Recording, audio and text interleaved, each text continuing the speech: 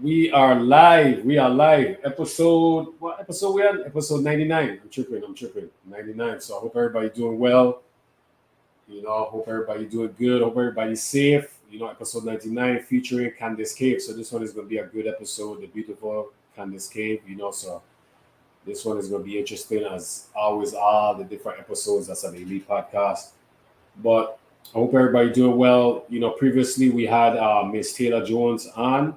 Whenever you guys got a chance, definitely check out the episode. Check it out on Facebook, the Elite Podcast. Also check it out on YouTube. V.I.legend. So definitely check it out.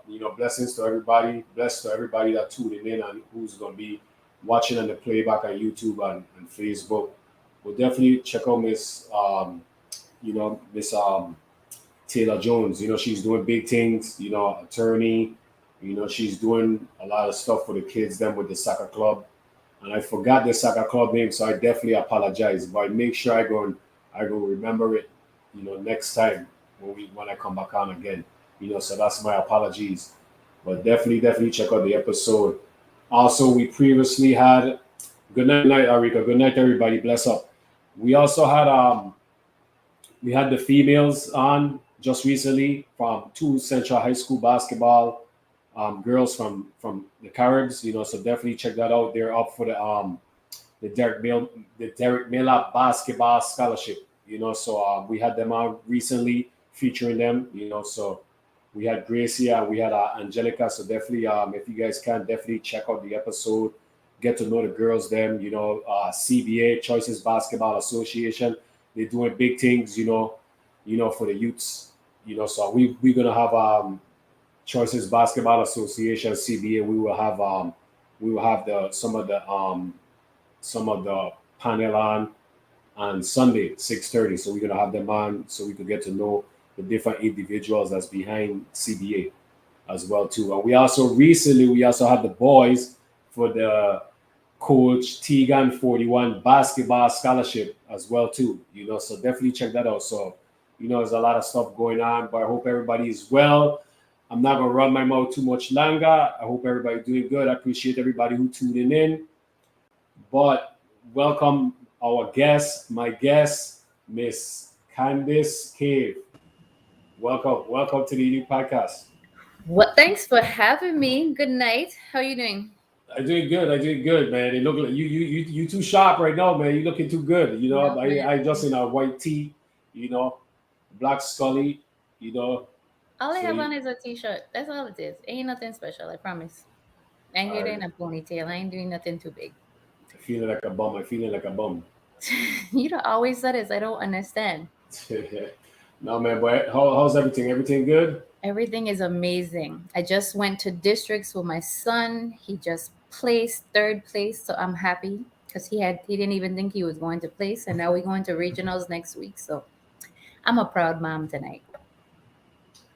You definitely should be proud. You definitely should be proud. It's always good to see your kids, doing what they're doing and being successful and accomplishing stuff. So that's always good as a parent. All your hard work pays off. Telling you, because I tried, right? I tried to do track for a little while, but I ain't doing nothing close to what these kids are doing now. So Well, we definitely got to get into that then. I didn't know you try track. So as we go on the journey, as we go on your journey, we'll hear about the track. So well, right now you drink. I'm guessing you're drinking some wine. So you want to share with us what kind of wine that is? I am drinking some Brico Riella. Okay, big It's ballin', Moscato. big ballin'. No, it's just a sparkling Moscato. That's all it is. Celebrating my son. That's good. I'm That's gonna drink good. my little wine so it could slow me down so I could go to sleep tonight. Well, I'm a toast to your son making it regionals. There you go. Toast up. So yeah. So So you want to talk about me, huh? Okay, so now we start from the back and work our way. Well, let's start from present day. well, I we think we not, need to start from present day and work backwards. No, no that's no not how it works. we I no reversing your show. yeah, you reversing my show. We don't do that on the lead podcast. We go from the beginning on to present time. That's what it is. Okay. But kind of share with us where you grew up at. Where at St. Croix did you grow up? If you was born and raised at St. Croix. Catch and rest, the best part of St. Croix. Like, there's no other part of St. Croix other than catch and rest. That's it. Big up to Catch and Rest. I got some. I got some friends up in Catch and Rest. So definitely big up to Catch and Rest. Funny story. I grew up literally 3 houses down from Tim Duncan and don't even remember ever seeing him in life. Really? Because I didn't go outside and I don't think he really went outside either. So, but we were 3 houses away from each other. I don't think a lot of people went outside to Catch and Rest, man. We went outside a little bit, not a lot. So how was life at Catch and Rest? What would you guys do for fun and stuff like that? Whenever you was outside, your friends, siblings, what do you guys usually do in Catch and Rest? Play softball, ride people horses that we ain't had no business riding, running up to Cuesta Verde and jumping in the pool that we had no business being in. We would ride the horse to Hay Penny and go swimming. I don't think we had any business doing that either, but you know, we were outside. You ever, it's funny you say that because I used to do me and Neg and some of my friends we used to do the same thing in Harrigan. You ever really think back on your childhood and think about where your kids is at in their life and realize like they never really will never get a chance to really experience that stuff like riding horse, riding to the beach, some of those stuff that's when you think back and it was pretty much amazing to do. It was fun at the time. I don't think we thought about how unsafe it was, right? Your parents don't know you at the beach all day because you didn't plan it. You didn't tell them you were going. We ride in horse that's not safe, that's in the street. So, like, but I love it. I don't think I would have wanted to grow up any other way than what I did. So, I wish my kids could experience it. When I tell them now, like, we spent our time riding horse without any saddles and stuff, because I've taken them to ride before, but professionally. So they have the saddles, the horseshoes, everything. They pretty much being walked somewhere. But Yeah. now we were riding. Yeah, because it's like because when you get older, like our age and stuff, like you appreciate those little things, especially with nature. These times, a lot of kids don't get a chance to really appreciate nature like that because just the way how the world is now, it's more social media Yep, driven. You know, definitely. We had so more natural resources too, though, right? Like we had the waterfall and we had the rainforest and we had a lot yeah, more natural resources that's than true this. too. Yeah. What elementary? So living in Catch what elementary you went to? I went to Pearl B. Larson. Oh, okay, Pearl B. We have a few people on the podcast that went to Pearl B. That's like one of the most popular elementary school for the guests that we have had on the podcast. That's Really? yeah. I've heard a lot of people said went to Pearl B. Yeah, I don't like I don't knock any other elementary school in St. Croix because I don't know any other ones, right? I only yeah. when I was in elementary school, I only remember Pearlby existing. Like that was Really? it. Yeah, I don't remember nothing else. Like after like by the time I made it to Central, then I knew about Ricardo Richards and Juanita Gardens and all those other schools, but like I didn't know about them when I was in Pearlby. All How my wa- aunts worked at Pearlby. So I couldn't get away with nothing. They were all there. what type of student were you? What type of student were you in elementary? Grades wise, immaculate. As Nice. far as being a rough kid, yeah, I was too rough around the edges. I was too much of a tomboy. I wanted to fight everybody. I wanted to hang out with the boys all the time. And then I grew up on a ballpark. So my father played Major League Baseball. He played for the Red Sox. So when he came out, all he wanted to do was be on the ballpark all day. So I swore I was a little boy. You couldn't tell me nothing. So, so my guess is that you played a little bit of like you mentioned earlier. You played some softball. So were you playing softball during them times in elementary too, like heavily? I was. My parents made us play every single sport, um, just to see what we were good at and what we would stick with. So I sucked at basketball, so I knew that's something I wasn't gonna do. Um, Yeah. played softball all the way up until the Hess League. I played shortstop and left field, and then I ran track. I played tennis. So those were my sports. So you was playing a lot of sports and you was really active. I Was didn't it have a choice. did your did your father push you into playing sports? No, I think it's No? because we were on the ballpark and we were going to be there regardless. It was just like we're gonna do something. And then I spent all my summers in St. Thomas, so my grandmother had me playing tennis at Bluebeard's Castle. So when I came back, it was just something that I stuck with, and I played out at hotel St. Croix by the Sea. Okay. So you was real active. You was traveling, going from cruise to rock, playing sports. You was living the life, Everybody in you our know. house had to play. Like you had to do something as long as you had to pick a sport and play it. I think everybody in the house played baseball and softball. Like So about everybody. what do you have any siblings, any brothers, any sisters? It's five of us. We call ourselves the Fab Five. So my brother Jibri, my family is the Newton family back home. So like all my cousins played baseball. My brother Jibri played baseball. Um he was a pitcher down there. So he ended up traveling to Florida and transferring up here so he could play. Um my other siblings, they moved up here too young, so they played softball in elementary school, but beyond that, they were here in the States. Yeah, I know some of your family. They was big in baseball. Lot of good baseball players. Pitchers and stuff. Mhm. So most of them moved to the states. What about you? So you just stayed. You was the only one that stayed. I stayed up until I was probably about 20, and then I moved to Florida. I joined the military from here, and I've been traveling all over the world since then. So I'm back in Florida now. Time to retire and relax a little bit. Teach So kids now. Each one teach one. yeah, so that's it. Each one teach one. So I'm gonna rewind back a little bit now. So what junior high school you went to? About I to went say to middle school Elena because Christian. you Elena went to the Mastiff. okay. I went to Elena, and then I went to all four high schools that the Virgin Islands had to offer for me. So told you I was a bad kid. So I had the How opportunity to go to Central. I went to Complex. I went to Eudora.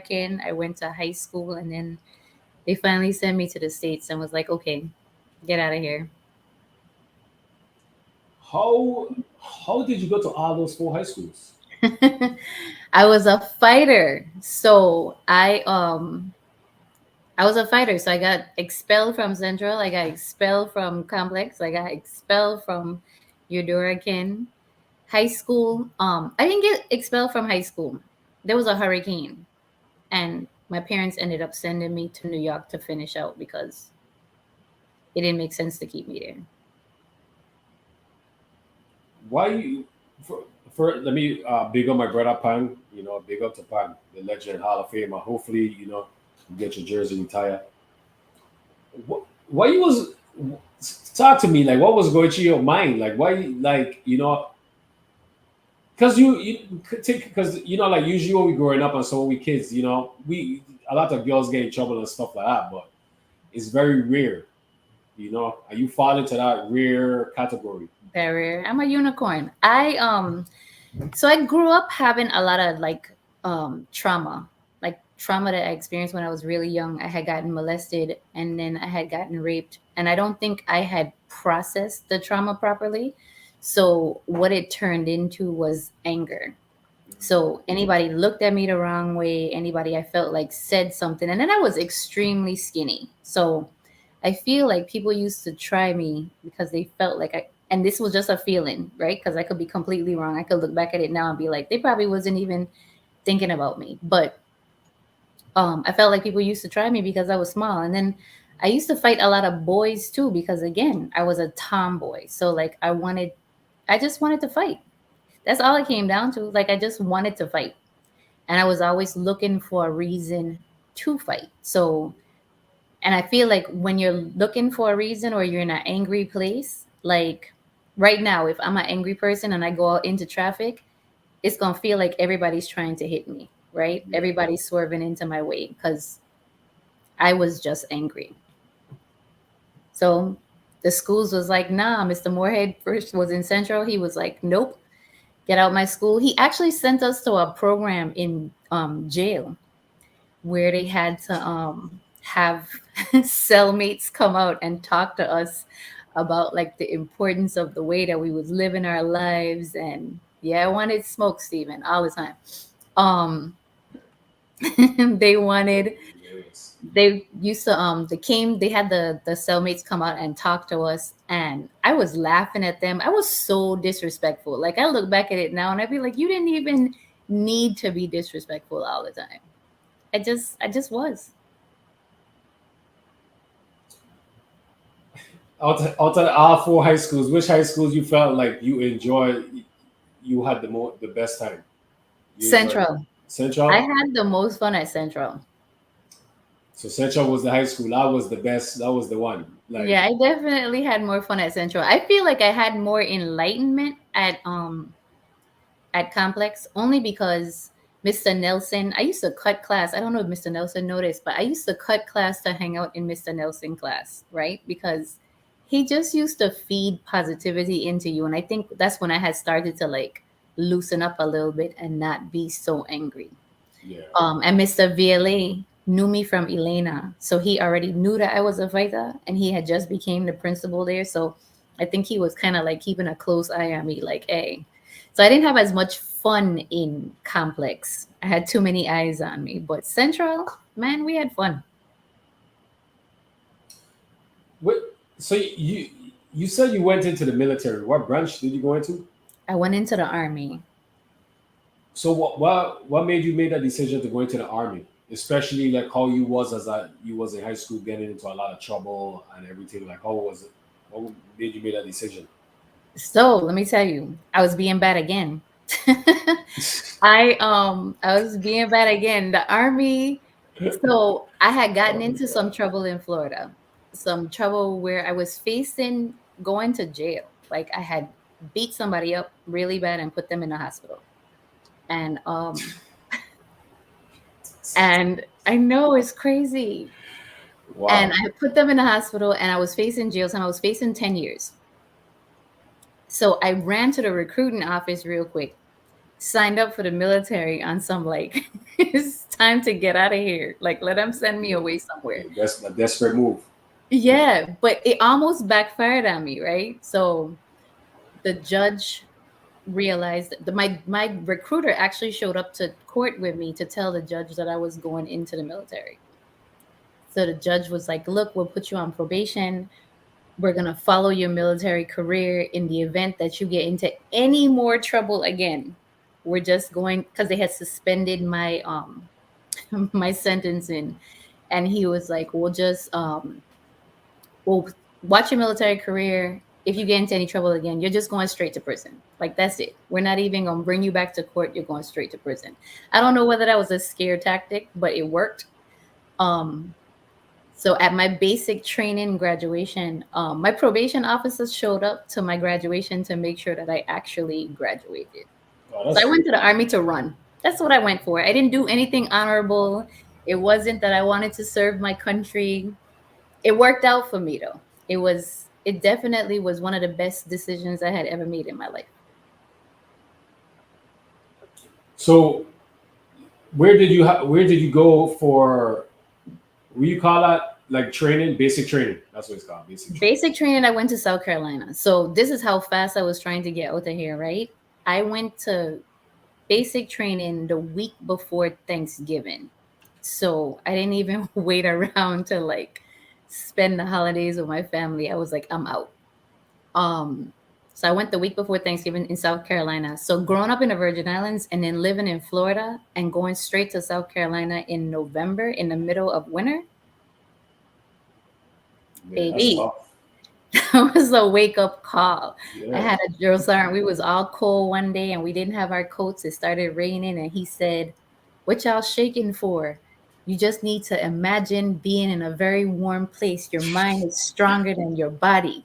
He said, "Y'all look worse than a bunch of abortions." And I looked around like, wait, you could say that? You could say that to That's us? hilarious. Oh, that's hilarious for real. Oh my gosh. And look, I've always been like a, even though I was angry, I don't think anybody ever knew that I was angry because it was an internal angry, right? I was always like laughing and joking with everybody. So we get to basic training, the bus pulls up and I jump off the bus and I was like, "We're here." And they was like, "Oh, you think you're at fucking summer camp? Drop." And I was like, wait, wait. Suitcase, backpack, everything on. And they made me start doing push-ups because I jumped off the bus too happy. How was basic training tough for you? Was it difficult? No, it wasn't, surprisingly, right? I wasn't in the best physical shape of my life. I was by the time I left, but I wasn't when I got there. But I've always ran, I've always worked out, so I wasn't lazy. And I think that's the probably the hardest part. Um, and basic training is a mental game. Back then, it was a mental game. It's easy now, from what I hear. But it was a mental game. So I used to look at it like all these drill sergeants could do is scream at you. They can't put their hands on you. They can't. They could get right in front of your face, but they can't. They can't hit you. And as many fights as I had been in, like I feel like I was mentally ready. So I made a joke out of it. I had fun. I made it fun. You know, especially when people gotta go through, you got to make it fun. You gotta find a way to make it fun. You know, that's the thing. How long was basic training for? Back then it was 8 weeks. 8 weeks, so that's pretty much 2 months. Yeah, so it was a very intense 8 weeks, but it didn't last long. And then you send you to you pick a job before you join the military, right? So it's just like anything else. You pick a job. Um, I went in as a medic, so I got sent to. It's called AIT, but Advanced Individual Training. So you get sent to for any medical field at all. You get sent to San Antonio. So I got sent to San Antonio. You stay out there for 2 years and you train. So that was fun too. What was there anybody? So during basic training, was there anybody from like the Virgin Islands or any of the islands? You know, No, no. no, and that was weird for me too because, like I said, I went from the Virgin Islands, but even though I moved to Florida, I still surrounded myself with island people, right? So Yeah. going into the military, I lived in a room with 63 other women, Wow. and they put all the women together. The men, it was so many men that they had three different like rooms, but the women were all in one, so it was 64 of us total.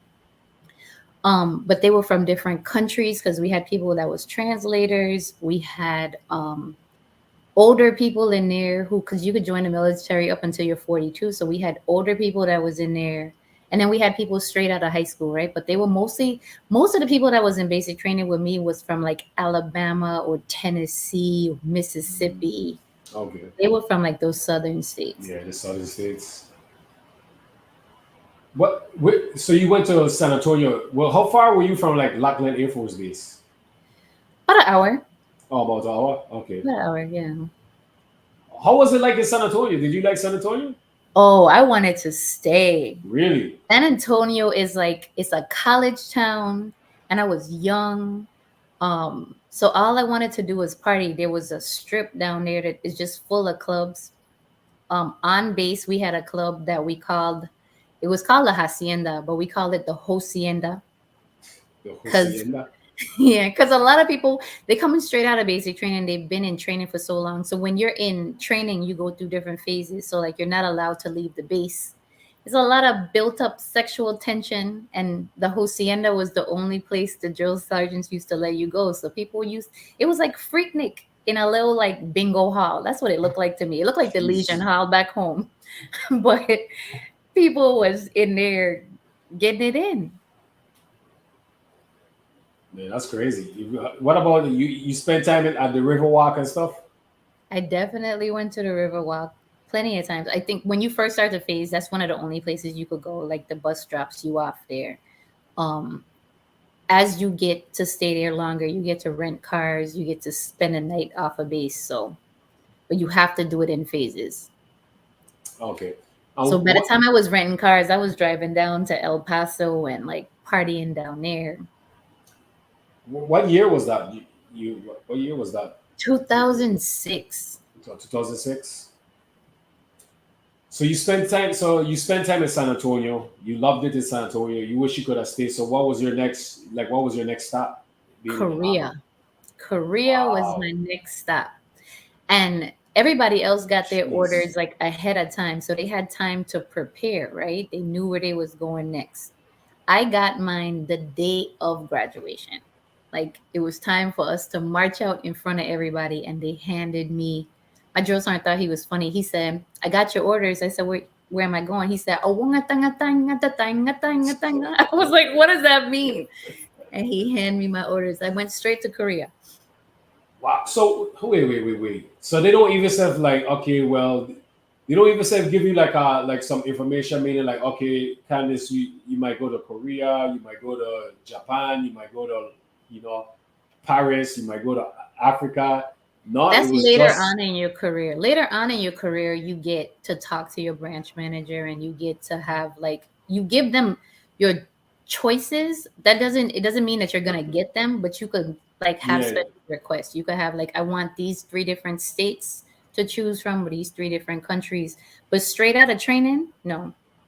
You go man, wherever you they just go send you. whatever this. Dang, that's rough. So what was going through your mind when you got those papers? You got the information knowing that you was going to the Korea. No, where's you said Oh, North I Korea? was debating going AWOL. I was debating going AWOL so bad because um I had kids.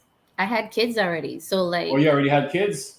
I already had kids. My daughter was born in 2002. My son was born in 2004. I had three kids when I left. Wow, I had three kids when I left, and I had never left them. I had never even let them spend the night anywhere up until that point. So man, I was that's rough. already gone for 2 years. Like I was ready to go home and spend some time with my kids or like move them where I was ever I was going. And Korea is one of those places you can't take your family. Now you can. You have to agree to stay 2 years, but back then you couldn't take your family with you. It wasn't an option. So I had a week to Wow. go home and see my family. Matter of fact, I don't even think I had a full week because I joined during right before the holidays, so it already cuts into your leave time. Um, so I had like 5 days, but my family was leaving to go to the Virgin Islands for my uncle's 50th birthday party. So the day I landed in Florida to see them, they landed in St. Croix, and I couldn't get permission to go to St. Croix. Wow. So I never even got to That's see my crazy. family before I left for Korea. Good evening, Miss Bryson, Dr. Bryson. That's man, that's crazy. That's so wow, man. So you went 2 years without seeing your kids. Like what was that plane ride like? Like what was Oh, that plane ride? Like what was it going was through the your mind if you most could remember? miserable time of my life. I remember it like it was yesterday. I remember having sunglasses on in the airport because I had cried so much that my eyes were swollen. Um, it was a 15-hour plane ride. And I think they were gonna be flying back from St. Croix the day I was leaving, but I had to leave from Atlanta, so I was already gone. So I couldn't see them, I couldn't talk to them, I couldn't hear their voice. I was miserable. And angry Candice was starting to resurface. Like I felt her coming back. Gangsta, gangsta She Candice. she was coming back. I felt her because I remember dropping my bag at the airport, like it fell, and somebody handed it to me. I don't remember what this person looked like because again, my eyes were so swollen. Um, they handed me my bag and I kind of like snatched it out their hand. I didn't even say thank you. But it's funny, right? Because that same person, I met them 6 months later in Korea, and they said, "I know you from somewhere," and I was like, "No, you don't." They were like, "Yeah, I handed you your bag at the airport and you were so rude to me." And I was like, "I'm sorry. It was just a rough day for me." That person ended up being my husband for the next 15 years. Wow. What? That's crazy. Yep. So how was how was the lifestyle like? Like the food and like how do you still like since you in the military, you in the army, are you more around like Americanized area in Korea where it's like a lot of American foods and stuff? Like how does that work? So you have choices, right? Like we were on base, so you could go eat in the DFAC in our dining room area. I like food, like I like to explore with food anyway. So I would ask the Korean nationals that worked with us because I worked in a hospital. So I would ask them, where did they eat for lunch or what was good spots to go to, or we had a very long restriction list for places that we couldn't go to because Korea is so big on human trafficking. But the places that we were allowed to go to, like I ate outside with everybody else all the time. I had a one Korean lady teach me how to cook Korean food because I would eat from her so much that she taught me how to make some of the stuff that I like the most. And that's when when did you start? Did you ever okay? First, did you learn or did you? I don't even know what to say. Did you end up liking Korea? I think I make the best of anywhere that I am because I love San Antonio and I didn't want to leave San Antonio, but when I went to Korea, the first couple of months in Korea I was miserable, right? Because I missed my kids. The time difference was too much for me to get used to. It was a 15-hour time difference, so to be able to talk to them before they went to school, like I missed everything. I missed their first my daughter's first day at kindergarten. I missed my son's first steps. Like I missed a lot of first things. So the first couple of months, I think I was a little miserable. But once I got outside and got into the country and started touring around and seeing like what the country actually had to offer, no, I think it was a really amazing place to be. The people they're like half and half, right? Half of them love American people, and the other half want us to go back home. They want us out of their country and out of the way.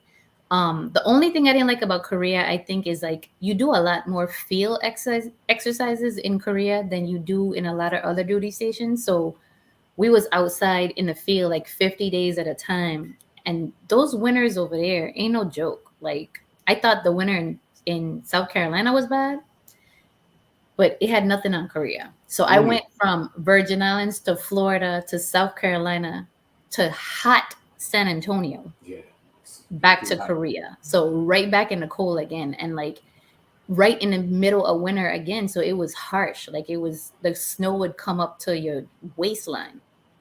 I was gonna ask you if it snows and stuff. What? Hey, what? No, you. I tried to remember which is it. South Korea. South Korea, right? Yeah. Yeah, South Korea. Because I know Knocker. Okay, I was trying to remember.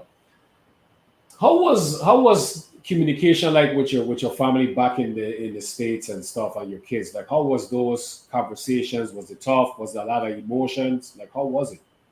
I think it was difficult for the kids to understand because they were really young, right? I think it was hard for them to understand why they went from seeing me every day to not seeing me at all. And I don't think kids have like a concept of time around that. Like It's you'll true. hear them say yesterday, yesterday, yesterday, but when they describe it now when they're older, it seems like I was gone forever. Like I was gone for 12 years. Like I missed their entire childhood. Yeah, So that was difficult, and not having any other family members that had ever been to the military, like trying to explain to my mother why I can't just come home whenever I want to. Like I have to get permission and I have to get certain paperwork signed. Like I think that was difficult. And then a tsunami happened in Japan while I was there. So they wow. extended our stay because we was only supposed to stay there a year. They extended my stay because we needed to do a rescue team to go to Japan to help them bring whatever survivors they had over to Korea. So trying to explain to my mom again, like, hey, I can't just leave. I gotta get permission. I think that was really difficult. You meant that's what my question was gonna be. You working in the hospital, how was it like working in the hospital? Being in the army. Did you have to deal with like a lot of, you know, victims or anything like that, dealing with like war or any type of like stuff? So we are in Korea, Hawaii, a lot of those like offshore hospitals and clinics, we get to fly over. We have rescue teams where we fly over to Afghanistan and Kuwait and Iraq, and we would bring people over. Um, I volunteered in AIT to work in a burn unit. So because I had burn unit experience, most of my victims were burnt patients, like patients who had been in Wow. explosions and they had lost limbs. And Jeez. so I worked on the flight line for the most part, flying over, trying to help them out. How was that like? Like, you You know, become numb. You become numb. You have to turn it off. Me anyway. That's how I cope best. Um, I had to turn off emotions and I had to tell myself, like, if this was my brother or sister, how would I want them to be treated? yeah, Um, would I want them to get the best care? Would I want somebody to sit and talk with them until the family members could make it to wherever they are? Like, but you have to turn off. You have to have empathy, but not emotion. And I know that's hard to like describe to some people because I cared yeah, about that's true. every single one of my patients, but I had to be able to like dump it and leave it in the hospital and not take it home with me. But it was difficult to do in the beginning, right? So I couldn't sleep for weeks at a time. I would have the worst nightmares ever. Um, Wow. Nobody couldn't sleep next to me, that's for sure, because they was getting beat up in their sleep and I didn't even know. So Uh, you fighting in your sleep and everything, huh? fighting everybody for no reason, fighting everybody. So, on a scale from 1 to 10, how you rate the food in Korea? Like, Oh, I still eat it. So I'm gonna give it a 10. Give me a that's Korean hot spot pot anytime. I'm down for it. I'm about to check out some Korean food. Yeah, I love You know, Korean food. The only thing I never got used to, and I know it's like one of the things that they're known for, but it's like kimchi. Um, kimchi. it's cabbage, right? But they let their cabbage like ferment and it gets like spoiled and then they pickle it. I'm cool. Really? And it's a delicacy. Like a lot of people like it. Um, they did serve dogs. I know we joke about like Asian people having dogs, but they don't, it's not like stray dogs on the street. Like they have an actual farm where they raise dogs to be eaten. And Listen, it costs listen. more than beef. Like it's more Hey, expensive than beef. you know what's it's weird with dogs, man. It's like I don't know. It's just something about the dog. Like it's just like eating a dog is just like it just doesn't sit well. It's That's like because we're used to them being pets. Like I it was like they had bugs on the side of the street that people used to get, and it looked like boiled peanuts. So I almost got it one time until I realized, like, wait a minute, that's not a boiled peanut. What's that? But it's a high source of protein, right? So I guess once you're raised around it, like us eating conch, some people look at conch and be like, oh, what's that? Why does it look so slimy? yeah, but yeah. I mean, yeah, I guess so. But dog is like you could say dog is in the top five most popular animals in the world. Like a animal dog. Not the Especially world, because you're not allowed to have pets as a dog in certain countries, right? They're okay, you're not right. meant to That's be true. dogs. So Yeah, that's here, true. yeah, that's our common thing. But think about it, like people who grow up on farms and they have like goats as pets. And Jamaicans will be quick to curry a goat and eat it. They don't care. Yeah, but man, nah, it's just like a dog and a cat. Like those two animals is like I don't know. It's just my Let me tell you besides what the I feeling learned the birds and hard all. way in Korea. What I learned the hard way is that one, if they fix you, if you, so they did like a lot of exchange programs where you could go to like a Korean national's home and they cook for you, right? If you let them put it on your plate, you have to eat it. Like it's just disrespectful to the culture to not eat Yeah, it. that's true. So you have to watch what they sharing and what they about to put on your plate because your plate has to be empty when you're finished. So like you can't leave anything behind. So you gotta watch what you pick up. Another thing I learned is I don't drink. I didn't drink back then at all. But soju is their like their form of sake, their rice wine, right? But they drink it in shots. So they'll give you a shot glass, they'll fill it up. If you're supposed to sip it, you're not supposed to take it like a shot. And a lot of American people didn't know that because they're serving it to you in a shot glass. If you take a shot and you don't turn your glass upside down, they will keep filling it back up. Oh wow, that's interesting. Well, that's pretty nice. I like that. The problem is you don't taste soju. So you don't realize how drunk you are Until until you're you drunk. until you get up, until you say I gotta go to the bathroom and you start stumbling and knocking over That's it. people. And then think about it, like you're not sitting in chairs, you're sitting on the floor on a pillow. Oh my gosh, that's So worse. trying to get up from that, I used to watch people Wow. stumble all over the place. And I didn't drink back then, so I was laughing. So you spent so how so you spent you say you spent 2 years in Korea? So I spent a year and a half the first time. I went to Korea twice. Oh, They brought me okay. back to the States. I ended up in Georgia and then in good old Augusta, Georgia. Um, and then straight from Augusta, they sent me right back to Korea. Why they send you back to Korea? Like, were you upset they send you back to Korea? The second time, no. The second time, because now I knew what Korea was about. I knew what to look forward to. I think one of the things with getting sent to a duty station is like not knowing what to expect. You're starting your life somewhere new all by yourself. In Korea, all the soldiers kind of become your family, right? Because we don't have our family there. So we That's find true. ways to spend our Thanksgivings together and our Christmases together and our like whatever holiday you celebrate, we have one cooking area, like one big kitchen, a community kitchen. So everybody kind of met there and ate and played pool and watched TV and we became family. So I knew that it wasn't going to be bad the second time around. The first time I dreaded it because, and then I knew how to get like a room phone with an American number so that my kids could be able to call me when they wanted to. So second time Oh, around was that's nice. easier. And how long you spend that second time in Korea, South A Korea? year. A Oh, a year. year? Whenever you don't take your family, you only have to stay there a year. If you take your family, it's anywhere from 2 to 3 years. Oh, okay, okay. So now they send you back to Korea. No, what happened? So a year, and you came back to Georgia, or they send you someplace else? They sent me somewhere else. I went Jeez. to North Carolina when I came back. Well, North Carolina is a good. That's a nice state.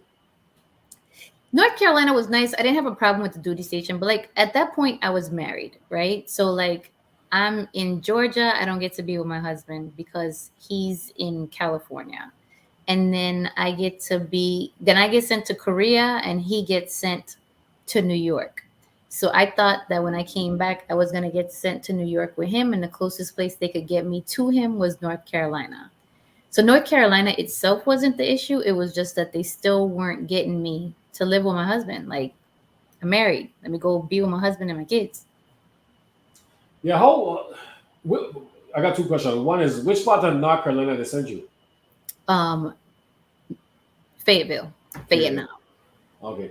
How is how is like how difficult it is to be married and being in the military when both spouse both of you guys are pretty much in different locations. How is I that? think it's according to your job, right? Our jobs were so different that there was only certain duty stations that he could go to. And all the duty stations that he could go to would be like in the middle of the desert. So his Jeez. was Fort Drum, and they have no surrounding hospitals. Whenever you have kids, especially kids with disabilities, and my youngest has autism, so you have to be on a base that has a major hospital and none of his duty stations that he could have ever gotten to would have ever had that. So Oh, I okay. think that's one of the things. Like, if you're gonna be with somebody in the military, maybe y'all need to meet in AIT. You're gonna have the same job, so at least you could get closer to each other. Yeah, that's true. That's true. So so how long? No, how difficult it is to be, in the military, and then you go in one place and you spend like a year or 2 year, year and a half, then you go to somewhere else, then you gotta go back to another place, then you go to another different location. How long you spend in North Carolina? You spent time in North Carolina. About 2 years. I was there for about Jeez. 2 years. For me, it wasn't difficult, right? Because I get bored quickly. I don't mind moving. I don't mind seeing new places. For children, though, I always wondered how like it would affect them later on in life because all of my friends I've had since Pearly Lawson, and we stayed there from kindergarten to sixth grade, and then we went to Elena with each other. So like, I had solid friends that I've had and still have at 41, right? Whereas my children never got to stay anywhere longer than a year and a half to Mm, meet and have like lifelong friends. So I think for them it interesting. might be a little bit more difficult. That's interesting. I never really thought about that, but that's true. Like we Yeah. grew up, on the same island or it was same location, and you have friends that you grew up from elementary to all the way straight to high school. So you spend your whole childhood knowing these, individuals or knowing so many individuals. And like you mentioned, your kids never really get to experience that. Or kids who grew up in a military family traveling don't get to experience that. That's interesting. I wonder how that affects a kid. I wonder how it affects them. You know? I've asked kids who, well, they were young adults at the time, and because I was wondering about my kids, I've asked them, and some loved it, right? Because they were extremely extroverted and they kept in touch with the people as they move. And the military is small, right? So like, chances are you'll move to another duty station 4 years from now, and you'll get stationed with the same people again, so you'll see them again. Hmm. Um, but if your kids didn't keep up with each other in between the 4 years, it's like them starting a friendship all over again. Um, Yeah. so I think in the young ages, maybe it won't bother them. I think it affected my daughter more because girls are rough, right? And the military didn't choose to like move you during the summer. Like, a lot of times they would have to move in the middle of the school year. Jeez. So like, It's even I think worse. one year they went to three different schools because the way we moved from North Carolina, me going to Korea and then coming back, like they were in three schools in 1 year. I think things like that makes it really difficult for kids. Yeah, that's difficult. Did you always read and you always see stories with women, how, dealing with a lot of different stuff in the military. Did you experience any type of discrimination or any type of sexism or Every any day. every day? Every day. And it's crazy, right? Because I think you get it from everywhere. You get it from the civilians who work with you.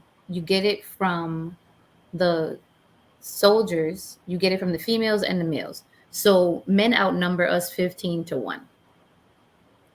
So if they, and I used to say if they find you attractive, but honestly, I don't even think they have to find you attractive. You out there, you're outnumbered 15 to 1. So everybody trying to snatch something up as soon as you get to whatever duty station you're at, right? Yeah. They used to say if you want to be a princess for a year, go to Korea because people will offer you to buy you houses or give you whatever you want. So you get a Wow. lot of sexual harassment. Um, I always tell people if you don't have a really, really strong will as a female, the military ain't it for you. You have to be able to say no because it'll break you. Um, I It's think when you crazy. first get there, if you're not used to getting hit on at all, it could be extremely overwhelming. The military has more sexual trauma cases for veterans than anything else because they have a whole MSW team now that just works on soldiers who have experienced sexual trauma and rape mostly because you get drunk. Um, and so the military has a lot of different rules on rape, right? If I have one drink, I am no longer able to give consent. So if Yeah. we have sex after that, it's considered rape. Um, you sign a lot of contracts, and I think we're sitting there and we're signing so much paperwork that people don't pay attention to what they're signing. So you can't have sex outside of a missionary position because anything other than missionary is considered disrespectful. They And have all of that stuff in what? because it's old rules, like 400-year-old rules that has never been updated. Nobody has ever taken the time out to read it and change it or challenge it, right? But again, how would you know what I'm doing in my bedroom? A lot of people record things and it ends up outside, and now you're in trouble over having sex outside of the missionary position. So it's just, if you're going to go in the military, it could be the best thing or it could be the worst thing you ever do, but I think you have to go in mentally prepared for it. Like, talk to people who have been in, talk to them at different rank structures too, because like going in, I went in as a private and I left as a staff sergeant. Like, you go in at one rank, but you're not, everybody doesn't experience the same thing. Everybody doesn't have the same experience. So I would talk to people at every different level and see what their stories are. Man, that's crazy. Because I always see stories online and stuff on the news. You know, with females and in the military and stuff. That's crazy. So, If you want underpants, it's the best place to be. Like, if you want to have a different boyfriend every week, military is the best place for you. Sign up.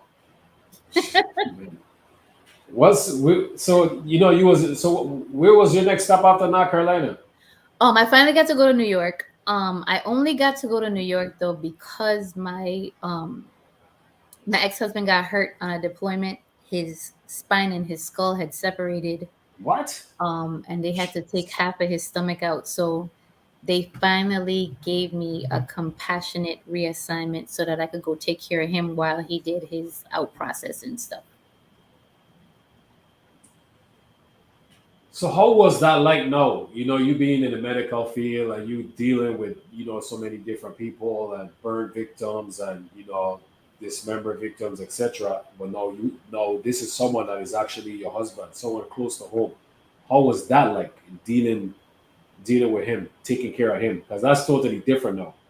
Yeah, because now you don't get to turn it off, right? Remember, I told you before, you get to leave work at home and leave home at work. You leave work at work and leave home at home. But Yeah. now work was at home for me. So um I don't think I ever got an opportunity to like really rest, like get a full night's rest, because I knew like all the things that could potentially happen to him, whereas he just knew what the doctor was saying, right? So like I knew the nitty gritty of what could happen if he fell. Because your spine and your skull separated, you fall, you paralyzed from the neck down for the rest of your life. Just hearing that, geez, that one rough. Just every time you say that, I'll be like, geez, I just can't imagine that. That is rough. But you're 35 years old and you get news like, hey, for the rest of your life, you can't do any physical activity. All of the things that you have done all of your life is over.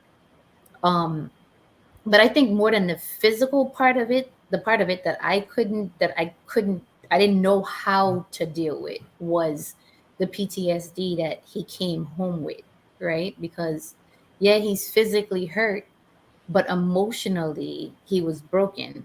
Um, but he's still a man, right? So he wants to still be able to do certain things and eat certain things and operate in a certain way. And um, I think what they should do for spouses, and they do a lot of things for spouses, civilian spouses. As far as military spouses, I don't know what they do, but they didn't do it for me back then. I feel like they need to equip you with like some mental health training. Like, this is what you're gonna have to deal with when you go home, and this is this person may be completely different. I think a lot more of those conversations about PTSD happens now, but I don't think a lot was happening, or at least I wasn't aware of them. So I think the mental health portion of it was more difficult for me than the physical part. Physical, I was trained for. Did he fully recover? No, no. He's 100% disabled. He's never. He did a lot of surgeries to be able to get himself correct. To be able to walk, but he still can't ever do any of the physical stuff that he used to be able to do. But he's learned over the years to find new physical activities. Like he started kayaking and started going to the archery club, and he found different things to do to keep himself busy. So it worked. How did the kids handle that? I think we're still all learning. I think everybody's still learning how to deal with it because they've always been with me. They've always lived in the house with me. So the first time they ever got to live in the house with dad, he was in a bad headspace. It was kind of scary to everybody. Um, so I don't think they ever really got used to it. So they still kind of like gravitate more towards me, which I think also affected him and his PTSD, right? Because when you get hurt like that, you're expecting everybody to circle around you, but you're scary. So like everybody can't circle around you. That's tough, man. That's a tough blow in life. That's a tough one. It's just a whole 360. Life changes for everybody. Yeah. You know. So what was next after the yacht? Because I you got you out. traveling all over the place. I got out. I got out so that I could take care of him. Oh, okay. His health was just way too bad at that time. I thought I was gonna be able to still stay in and like I be the service member and he just move wherever I went. But he just needed too many surgeries and too many treatments and too many different things to happen. Um, so I didn't know what was gonna happen with him. I didn't know whether he was gonna end up being paralyzed. Um, so I got out. Did you, so is he paralyzed? No, no, no, no. Okay, He has that's a good. lot of ailments. He has a lot of ailments. I think one of the biggest things that he deals with now is like these severe migraines. Oh, okay. But and he still can't do anything extremely physical. But no, Yeah, he never got paralyzed. He never did that's anything good. really physical. So I was like his drill sergeant. He hated me for it, but I think he appreciates it today. Yeah. How was this? How was the support? Like, did he have any support from like friends or colleagues in the military or anything like that? Did you feel or did he feel like everyone kind of like turned their back to him or like it was like he was just like used or whatever? Like He that type of did feeling. feel abandoned. The Yeah, back military, then they were. because he didn't have any major hospitals, and he wasn't medically like sound himself.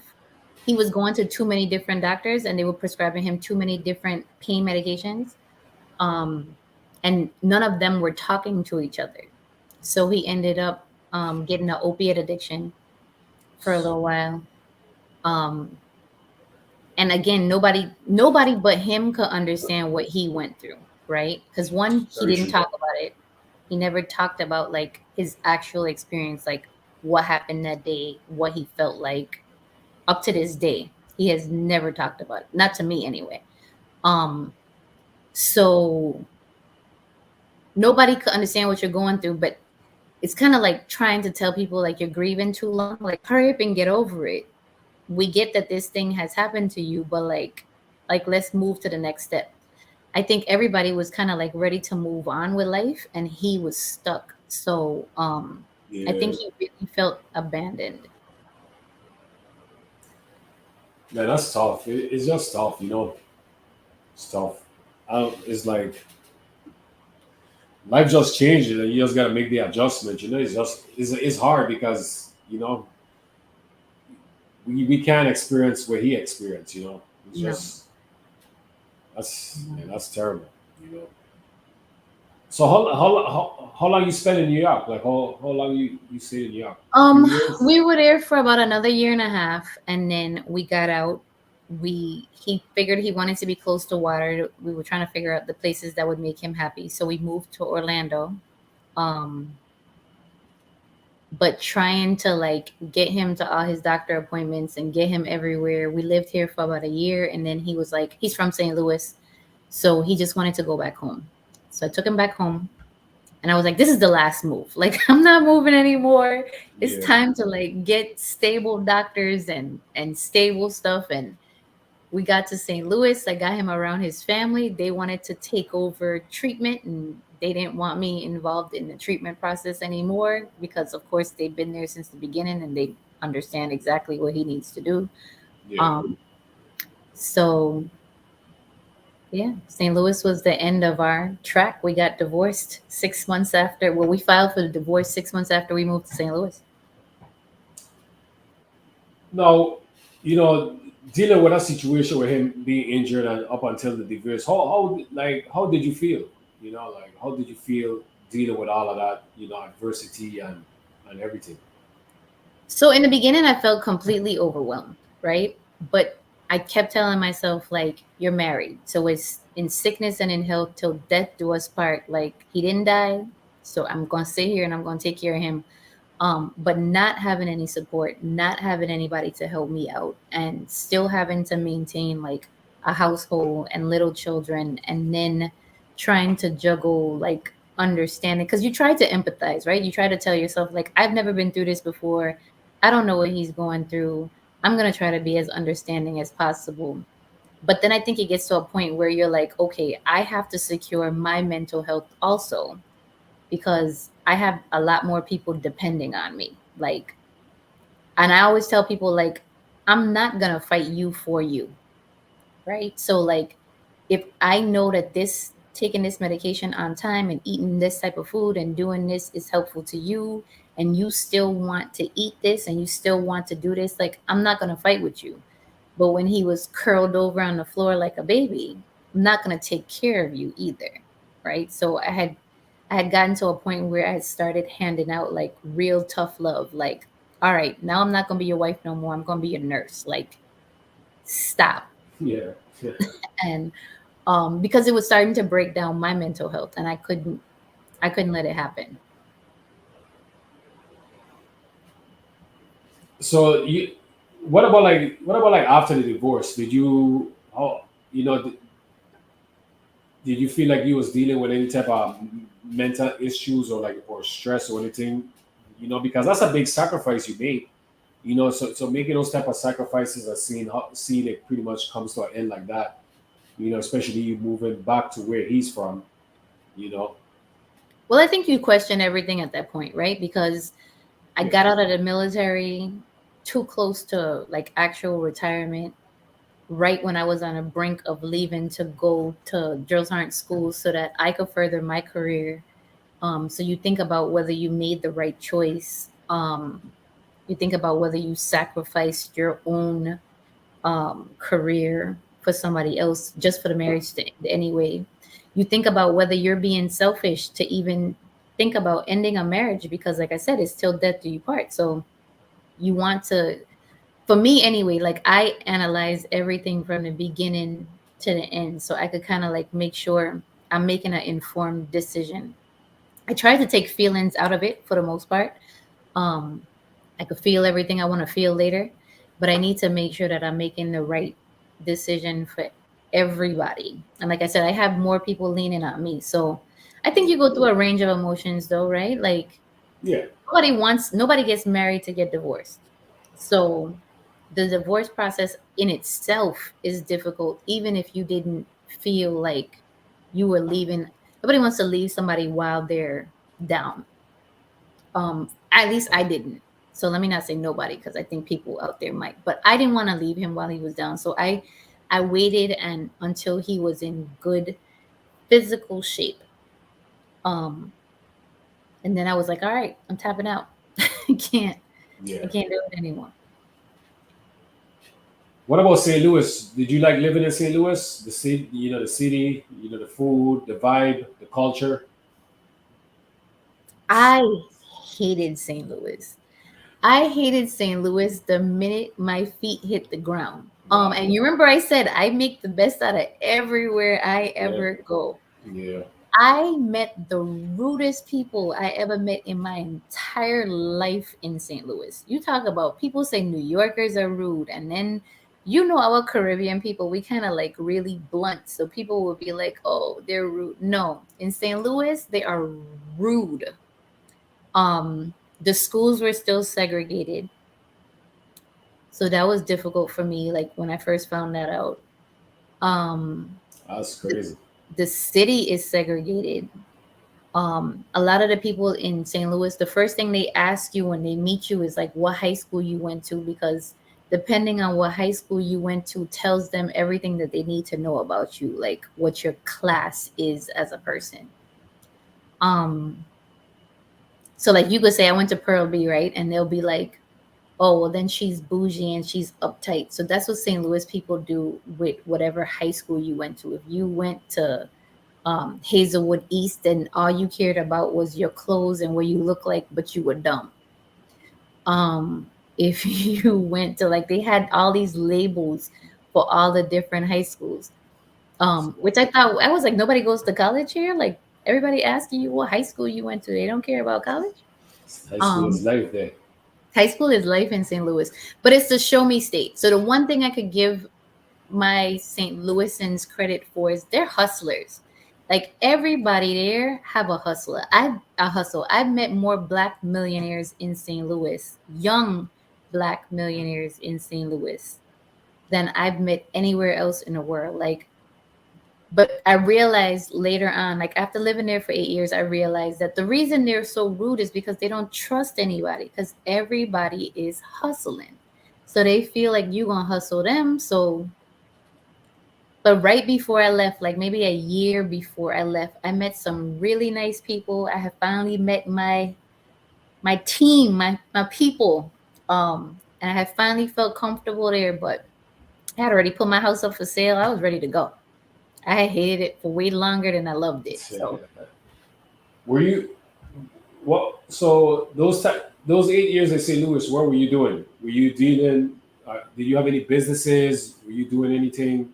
so I did a Volunteering? couple things. I told you it was a hustle city. So Yeah, the first thing my ex-husband and I did was we bought ice cream trucks. Um nice, we bought some ice cream trucks, so we ran around the city. Um and I cook a lot. I've always cooked. I cooked for people in the military. Being from a Caribbean island, people always want to know, like, what are we known for? What do we make?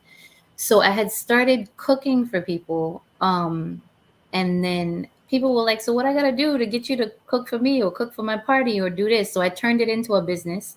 I ended up getting a catering business. It's called Caribbean Cuisine.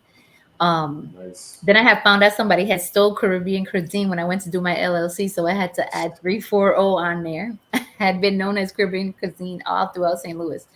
Um, but I started catering parties. I did private events. I would rent hotel rooms and cook in there, do private dinners, decorate the rooms for couples for like Valentine's Day, birthdays, dinner.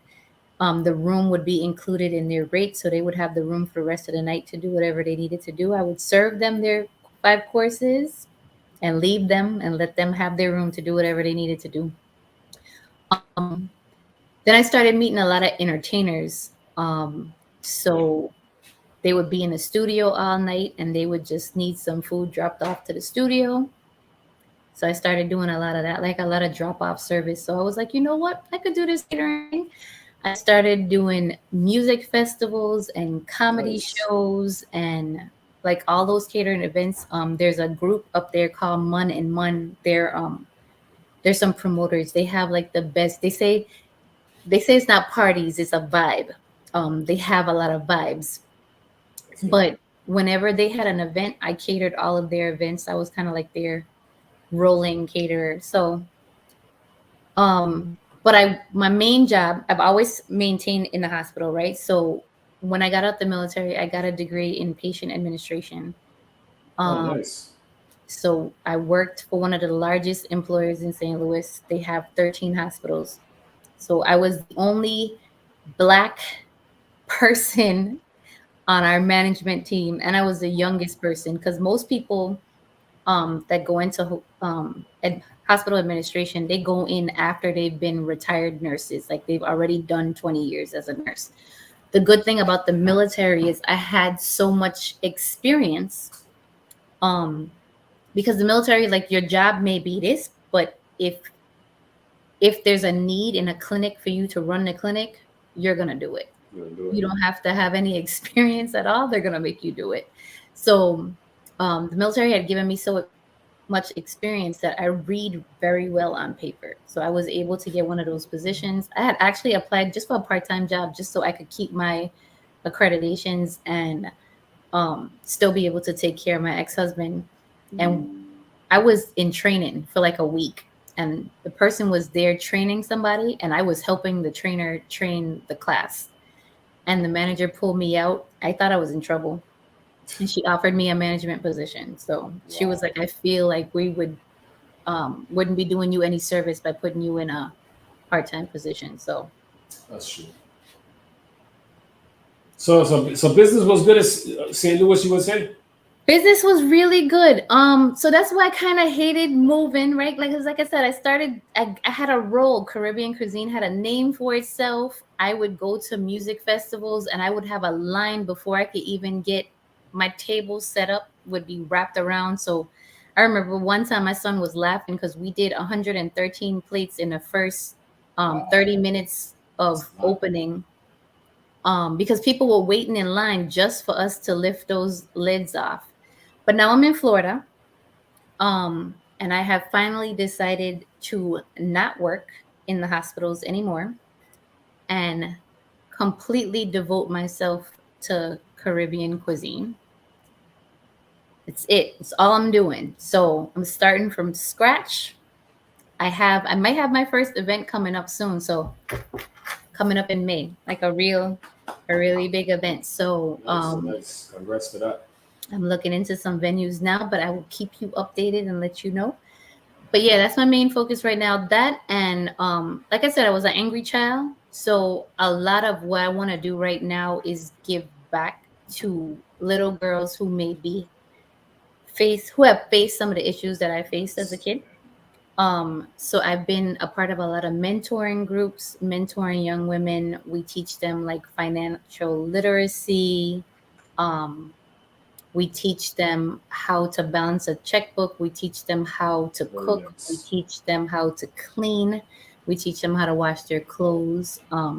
Just things that we think is normal that you would have learned every day as a kid, but some kids don't have like a formal household, right? So they don't know how to clean their hair. They don't know how to wear deodorant. They don't know how to put lotion on their skin or how important it is. So we started from 4 to 16, and my 5-year plan is to have a group home at some point. Because one thing I've learned throughout the process of mentoring little girls is that 80% of girls who go into foster care do not get adopted. Wow. They will Jeez. adopt little boys, but little girls age out just because they've had so much sexual trauma that most people don't want to adopt them and take it on. Yeah, that's sad. So they either end up leaving the group home, they end up as runaways, or they age out. But 80% of little girls do not get adopted once they go into foster care. You mentioned that you're in Florida. Which part of Florida you located? I am in Tampa. Okay, Tampa. That's where the Rays and the Buccaneers is at, and The the Ra- Lightning, you Look, know. it's lightning right now. You just said that and it struck Yeah. somebody's car. I heard a horn go off. Yes. It Yeah, is good. the lightning capital. So how you like it in Tampa? Um, Tampa's okay. I lived here. This is where I joined the military from 20 years ago. So almost 20 years ago now. So Um, I lived here before. I'm used to Tampa. All my siblings are here, so with me being gone as long as I have, you hear the thunder? It's like beating against my window. That's crazy. With me being gone as long as I have, it gives me an opportunity to get caught up with family, and my Nice. parents are here, so it was a lot of time that was missed with me and the kids. So like this is family regroup time. Yeah, that's lovely. That's lovely. That's lovely. So besides the food, Caribbean cuisine 340. Any other businesses you do? Anything else?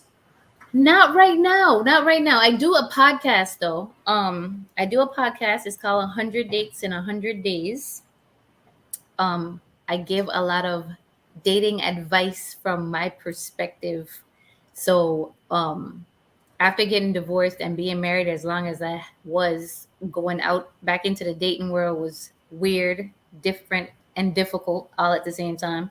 So, I had started going on dates and nothing was working out. So a friend of mine joked and she said, "You're gonna end up on 100 dates before you meet somebody that you like." So I turned it into a podcast. I started blogging about like the the signs, the red flags that we see when we start dating people that we should walk away from right away, but we choose to stay for whatever reason, right? Everybody has a different thing to gain for why they stay. So I started doing a podcast. I interview different guests on there every week. I've been doing it for the past 2 years now, but I now have a lovely co-host to take me to That's true. another level.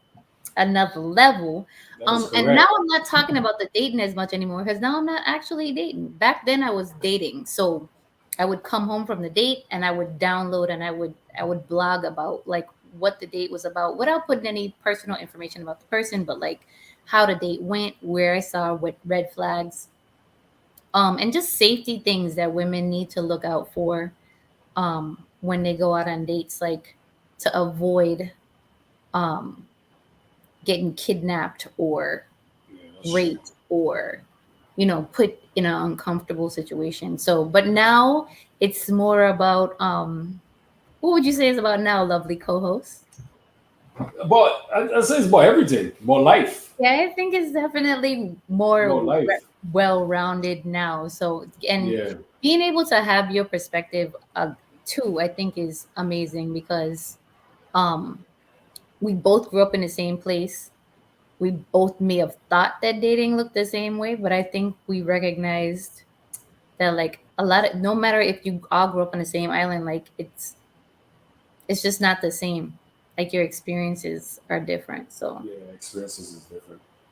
So I got a question pertaining to your 100 dates in 100 days. hmm What's the because you mentioned red flag. What's the biggest red flag from your perspective that you have noticed since you went on that journey? people wear masks, right? Um, People wear some serious masks. So like they'll say that they're honest because like my biggest pet peeve or the biggest thing that I'm looking for somebody is somebody that's transparent.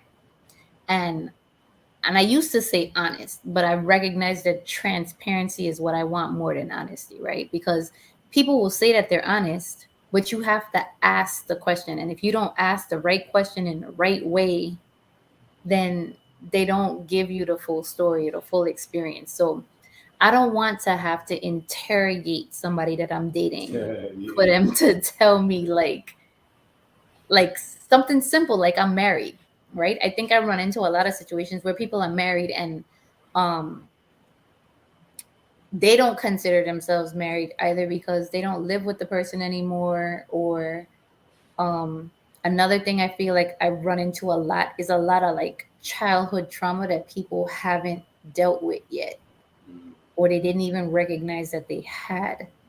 And childhood trauma affects your dating so much and I don't think people recognize how much like it's the true. things that we saw or the things that we went through or the way that we were loved, right? If you grew up in a household with a huggy family who loved to hug and kiss and say that they love you could take two different things from that. You could become a loving huggy person or you could have been so sick of it from your parents doing it that you don't want nobody to touch you now, and you don't recognize that that's a childhood trauma that you need to sort out before. And it's okay, right? However you decide you want to be loved is okay. I think what people don't know is like talk to the person, communicate with the person that you're dating and tell them like I don't like to be touched. Like I was touched too much as a kid, now I want to be touched now. But I think having an open honest dialogue is extremely important and it's a red flag because a lot of people don't pay attention to it, they don't talk.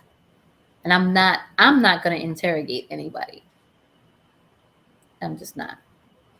Yeah, that's true. It's important. Yeah, you know. I think once I think the best healing is when you able to just be honest with yourself. When you be honest with someone, you just let it out. And it's not even self.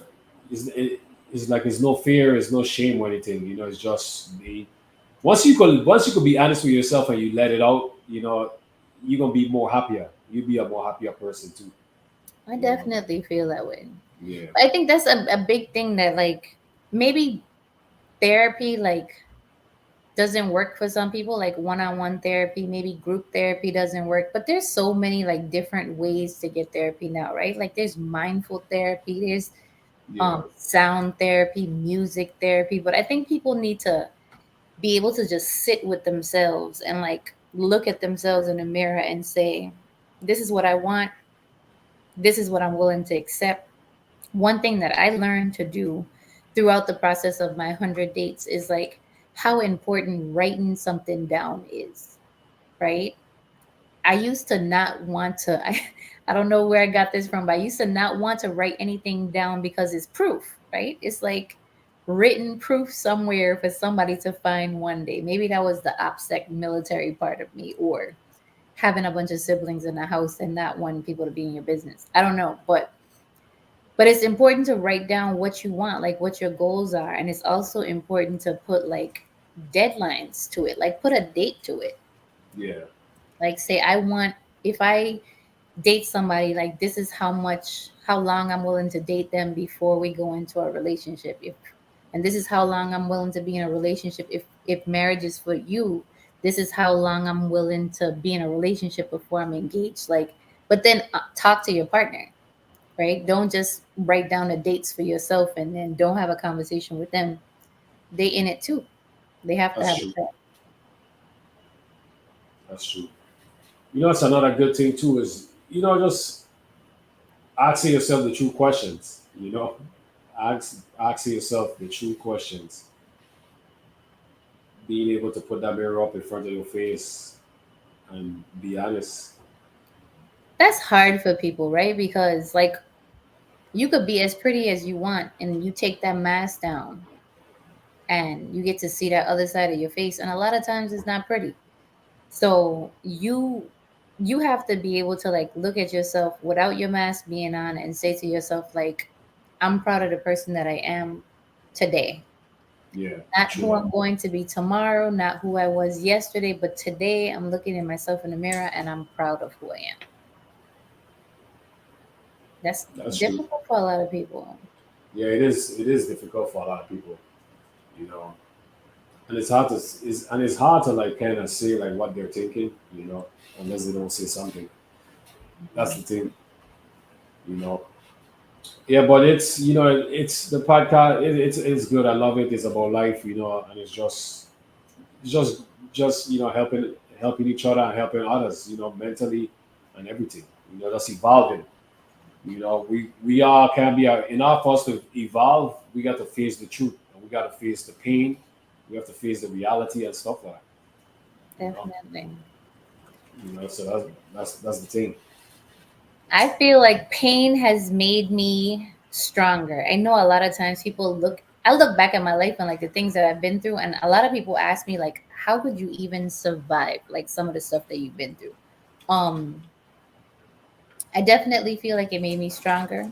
I don't think that I should have had to go through a lot of things. Like nobody asked to go through some bad stuff, right? But I feel like once you do go through it, you have to decide what the next steps are and how you're gonna process it. And like I feel like strength is what I've gathered from it. Yeah, because it's like everybody, we all have our own journey in life, and it's kind of like you know we control how we react to certain. We have no we only have control of what we do. We don't have control of what anybody else do or what something happens in life. We only could control what we could control. So we have control how we react to things and how we respond to things and stuff. And it's just all about try to find that strong mentality to always try to react in the right way to succeed. Because everybody life journey is gonna be totally different. And not everybody life gonna be easy or be a cupcake and stuff like that. And it's difficult. we are human, so it's difficult. But it's just, I guess it's just fine. You just gotta, you just gotta think, and just kind of like take time for yourself. Like you said, write things down and stuff. I think all of that stuff helps. You I think know, we need to give ourselves grace too, right? Because like yeah, we want to do things the right way. We're going to mess up. I think we have to forgive ourselves. I think we punish ourselves more than we should get punished, right? very true. Well Then said. Yeah, and when you're punishing yourself, you don't know when to stop. If somebody else gives you a sentence or a punishment or a timeout, they have control over that clock. But when you have it yourself, like when do you decide, all right, I punished myself enough for that thing that I did 10 years ago. It's time for me to move on from it. I think we have a tendency, and you can't move forward if you're looking at your rearview mirror and your back windshield, right? You have to continue to look forward. So very true. we got to stop punishing ourselves. We have to give ourselves grace. We have to move on. We have to stop boxing ourselves in, and we have to stop surrounding ourselves with people who box us in too. So like I think that's another thing that we tend to do. We hold on to people longer than we have to because they were our friend for 20 years, right? Yeah, They were my friend for such a long time, but like I think at some point we need to go back and reevaluate our friendships and say like, were they really my friend, or like were we just trauma bonded? And now that I don't have no trauma or no drama in my life, do these friends still fit in? um I posted something yesterday that said like I only want friends who helping me to make money, or we're doing something progressive, and I don't care what nobody has to say about it. um and I say that, but I joke. But I want to be. They said that the three people around you are the representation of you, right? So your three closest friends should be the people that are constantly pushing you, or you guys are pushing each other to do something different. yeah. And if you get to a point where y'all aren't pushing each other anymore, they don't necessarily have to stop being your friends, but you need to change your circle. Like it's time to change your circle because you're evolving. And you could just hang out with them on Sunday when it's time to watch the game, but like the three closest people to you need to constantly, as long as you're evolving, they need to keep evolving too. That's important. That's very important. But like for me, I punish myself, but I only do it for like anywhere from 5 to 10 minutes. Yeah. Yeah, yeah, but yeah, because well, when I said punish myself, I said punish myself meaning like I face the truth and I let it Okay. sink in. I let it sink in, and I realize, that I'm wrong for whatever it is. I let it sink in. I accept it. I feel it, and then I leave it alone, and then I improve from it. Where did you So get that discipline from? Like when at what point in life did you decide I'm only going to punish myself for 5 to 10 minutes? I think I think it was gradually. Just I think just reading a lot of stoicisms, a lot of different quotes and stuff, Okay. and just kind of just like reading it and not being judgmental to what I read it to understand. I read it to understand, and Okay. I kind of when I read it to understand, I just don't read it to understand in the moment. I kind of like really like I focus on it for a good 10, 15, 20, 25 minutes, and I just start thinking. I just think about it, and I just start thinking about life, and I start thinking about stuff that relates to what I just read.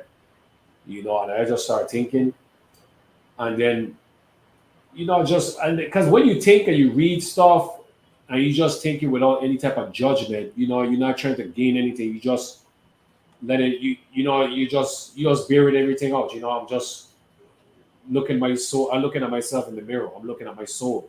Yeah. I'm facing the truth. So and it creates discipline, and it just creates openness and honesty. Because once you're honest with yourself, you're gonna always evolve. You're gonna always win. It's okay to be sad. It's okay to cry. It's okay to laugh at yourself. It's okay to admit when you're wrong and stuff like that. There's nothing wrong with that and stuff like that. And I think what that is just me. I'm just getting rid of my ego. I'm getting rid of my pride, but mostly my ego, because your ego is that inner voice where it's like it makes you be ashamed of things you shouldn't be ashamed of, you know. Yeah. And that's your ego. And then once you could kill your ego, you kill your pride. And it's just like you accept what life you accept your actions and you accept life. It is what it is. That's a really good discipline to have though. Like to decide, you know what, I'm gonna put all my moping into like a box. I'm gonna work it out. I'm gonna look at myself. I'm gonna face it and then move on. I don't think that I've ever done that. Yeah. I'll give you a perfect example. So like my brother is mentally disabled, so I take care of him. You know, and I remember when my before my mother passed away, she used to take care of him and stuff, and we would be talking, and she would be saying, she'd be saying stuff and be like, hey, he's not mentally right, so don't be too hard at him. I used to tell her that, and you know what happened? I ended up doing the same thing she was doing. Um, And then the other day, I was just something happened, and I was thinking, and I was like, damn. I tell myself, I was like, man, I'm a messed up person. I can't believe. And I talked to him in a type of way, and it was like I was talking to him because I was frustrated. I was like frustrated, and I shouldn't be frustrated at him because he can't really help himself. I started thinking about the way how he respond to me, how we talk and stuff like that, the different pockets he goes in because he's mentally ill. So when you're mentally ill, schizophrenic, psychosis, bipolar, you go into different pockets. One minute you act like a little baby, next minute you like your old self. The next minute you don't know who I is. The next minute you want to fight me. So he's in different pockets, you know, and I expect him to behave a certain way, how I feel like he should be behaving and remembering what to do and stuff like that. And just the other day, I was thinking, I was like, damn, you know what? He just can't help himself. And listen, I was so upset at myself. Like I started crying because I was crying because that's not who I am, yeah. but But you're human. that's why that's the thing. That's why I was crying because I'm human. I was ashamed for what I do because I know who I am, but I punished myself for the like 5-10 minutes. But like we speaking about, I put it in a box and I let it go. But I faced the truth. I admit to myself that I was wrong because what hurts a lot of people is like, yeah, I'm wrong, but they put a band-aid over it and they continue doing the same thing over and over. Like I didn't put a band-aid over it. Like I really, really looked myself in the mirror, really, really realized like I was wrong. And because I disciplined myself, because I faced the truth. It hurt me because, I have an open mind. Like I'm gonna be honest with myself. And then, I said, well, you know what? I could either mope and dwell on that, or I could, when I see him again, I could start changing it and Yeah. being positive because he's in different pockets. He's not really going to remember how I treat him, but I remember how I treat him. Yeah. That's where it hits you because I think I'm yelling at him, but really he can't deal with it. But now I have to deal with how I treated him, you know. Yeah.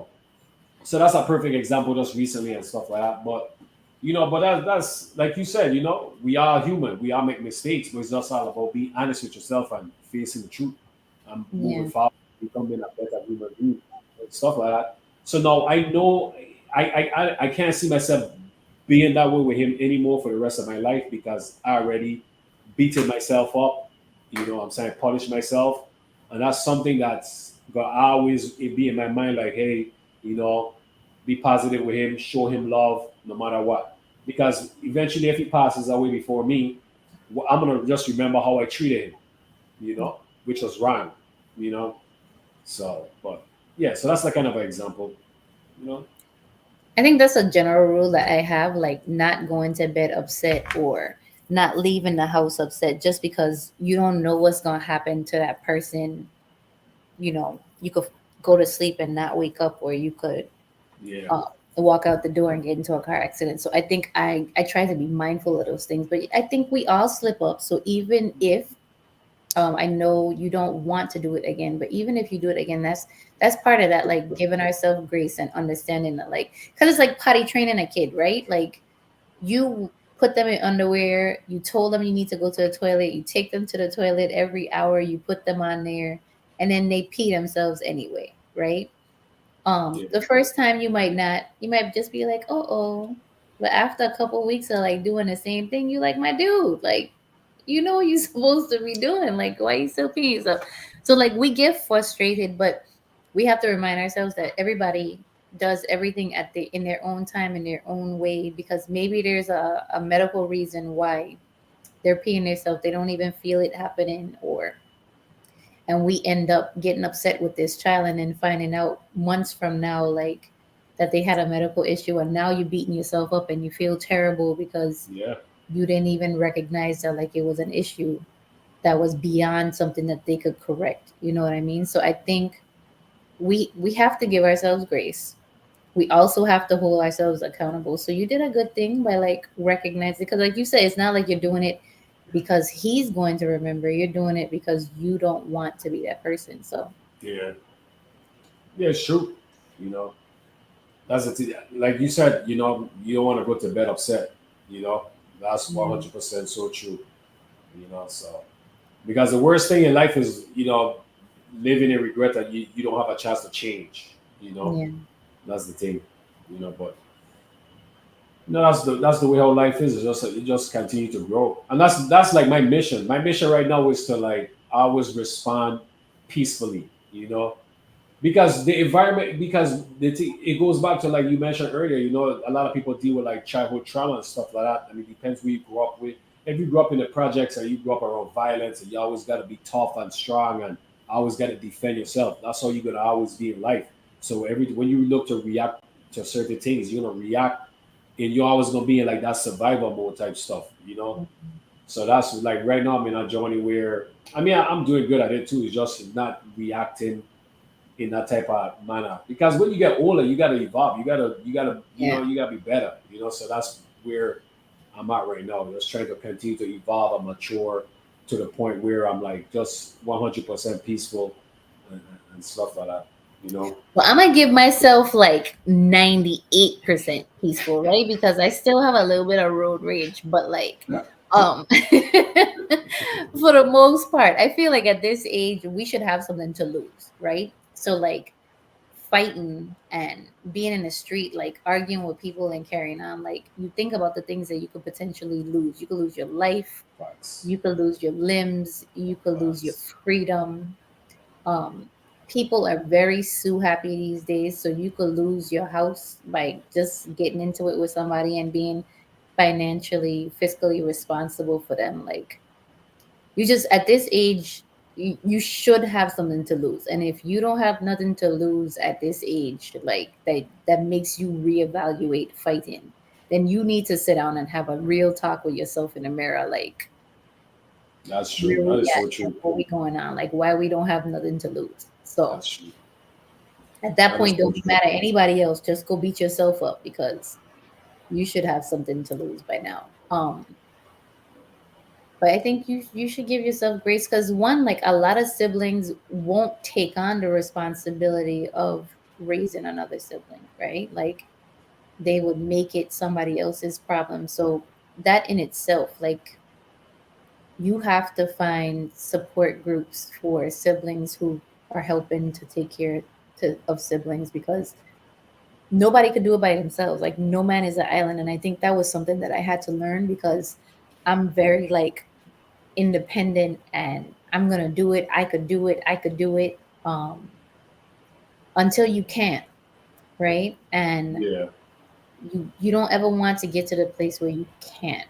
So you want to slow yourself down and pace yourself before that, and build a support team, build a group of people that you trust. And it may not, what's crazy about it is that group may not be family, it may not be friends, it could be complete strangers. Yeah. I That's feel true. like strangers help you more than family and friends anyway, because um if family are used to you being strong and independent, that's the straw that you pulled, and they're gonna expect you to be that until the day you hit the ground. Yeah. Yeah. So That's true. That's true. it's typically strangers who, and that's why we had to start this mentoring group for these little girls. And I would really love to do it in the Virgin Islands. Like I would really love if there's any like mental health counselors in the Virgin Islands for them to reach out to me, and like us to have a real conversation about what needs to be done in the Virgin Islands to help deal with childhood traumas and not forming a bunch of little Candices angry and wanting to fight everybody all the time. Like, No, I yeah, would, that's true. That's true. You know, definitely the kids, back home definitely need that. That is so important. That is so important. That's very commendable. You know, very important. Because not everybody, some people, not everybody is strong, and everybody will have the opportunities like yourself and many others. Some definitely need the help. Which is important. You know, because it's all about being a good human being in life. And just understanding what life is really about. And it's all about each one teach one. It's just all about spreading love and knowledge and helping the next generation and helping your next door neighbor and just helping the next person next to you. You yeah. know, you know. So that's the I thing. try to do one, and I've been doing this for the past 7 years, right? I try to do one good task a day. And I said try, but that's not true. I do one good task a day. And it could be something small, right? It could be I'm in the grocery store, I see somebody that's shorter than me and they're trying to get something on the top shelf. And like a lot of times we're in a rush and we see people and we're like, I try to like stop, make sure that I ask them if they need help, get whatever it is on the top shelf for them if I could reach it. If not, then help them to find somebody that they can get the help from. Like, but I do one good deed a day. Um, it helps me feel better and stay humble That's good.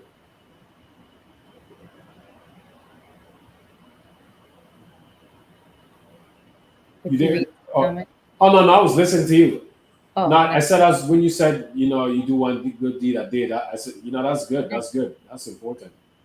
yeah, I think we have to give back, like even in small ways, like it's seeds that we're planting out there in the world. Like we don't have to be angry all the time. We don't have to ignore people all the time. We don't have to do it. We make a conscious choice every day. I had to set boundaries for myself, like so that you can't trigger once you realize what your childhood traumas are and you've healed from them, or knowing where you are in the process of healing for them, like set boundaries for yourself. If you don't want to have certain conversations or you don't want to be around people when they're having certain conversations, like make them aware, remove yourself, like do whatever it is that you need to do to stay mentally healthy and sound. Like I don't know why people have this thing where we don't feel comfortable setting boundaries for ourselves. Like I don't gossip. I'm not gossiping about nobody. So if you call me, or I don't make assumptions either. So like if you call me and you want to say such and such oh, let me stop you right there. Like I'm cool. I'm gonna go ahead and watch this show on Hulu. Hulu is Huluing right now. I can't have this conversation. I Like feel you on I that. don't get involved because nobody ain't gonna say Candice said nothing. I want no parts of it.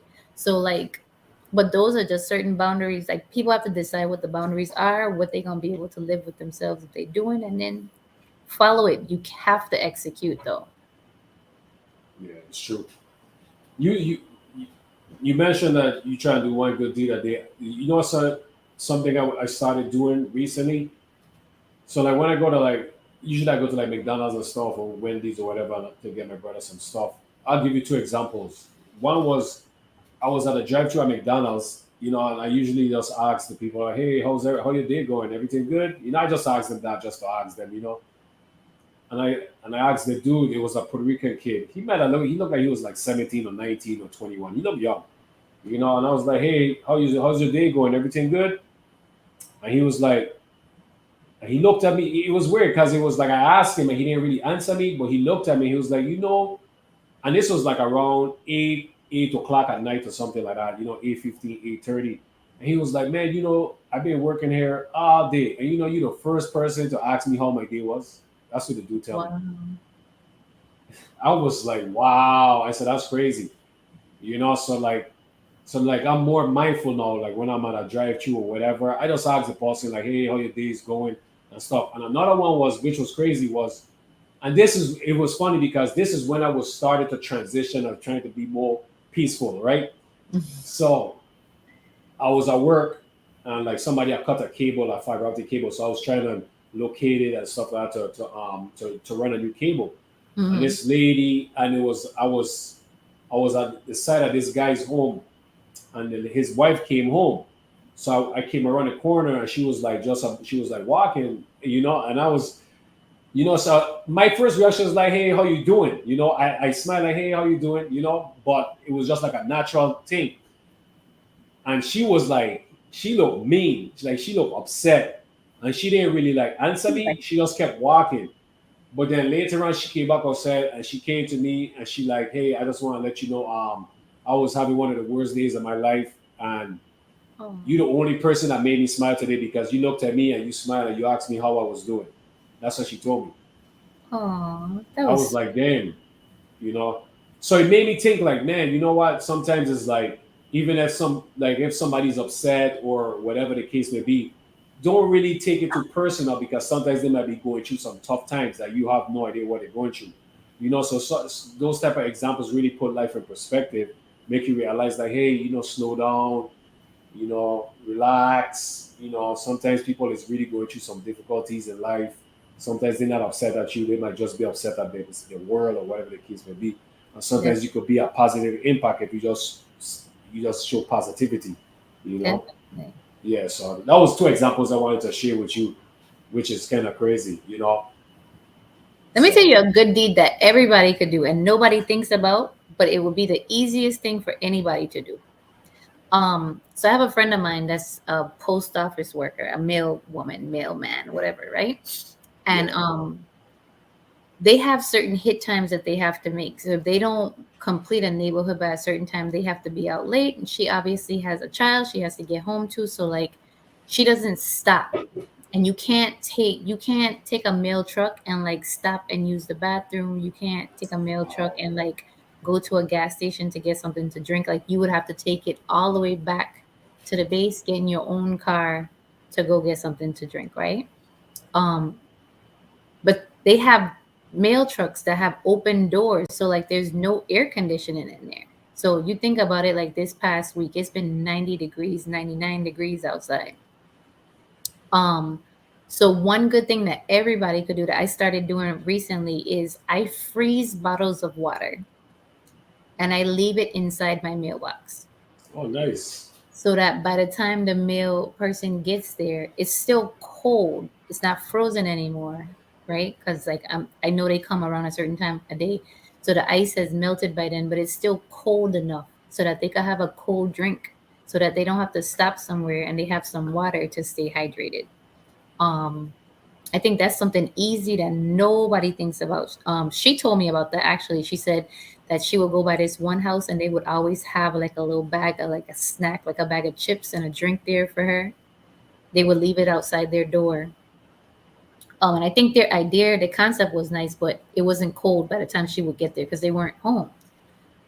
And I thought about how we used to freeze bottles and wrap paper towel around them in high school back home. And it made me think about it. So I was like, you know what? I'm just going to freeze some water, put it in my mailbox. By the time she gets here, it's cold enough. And she started like writing me little thank you notes and putting it inside the mailbox, like to tell me, or writing it on my mail, like, thank you so much for the water. So I think that's something that people don't think about. That's nice to do.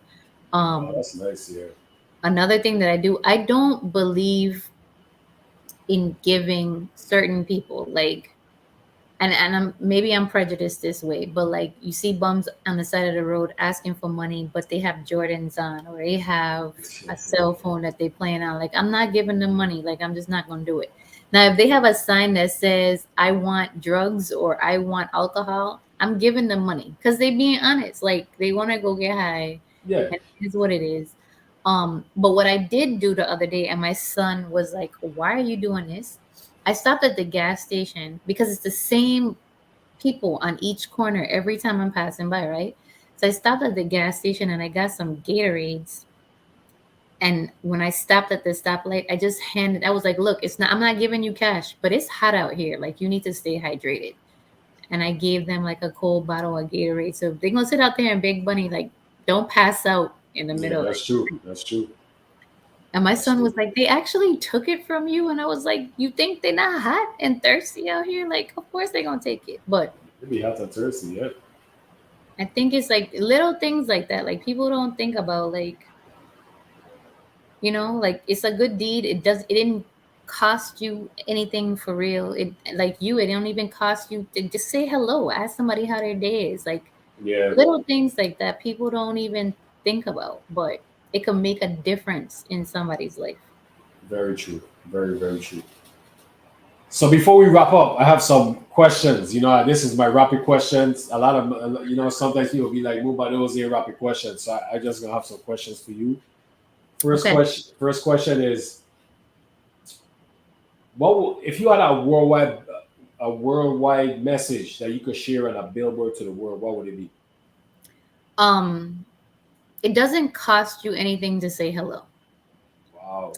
That would be my worldwide. One thing that we said in the military a lot was fake it until you make it. So I remember somebody telling me, like, I've never seen you upset. Like, they would see me walking around the hospital all day, no matter what was going on. I would be walking fast, but I would always be smiling.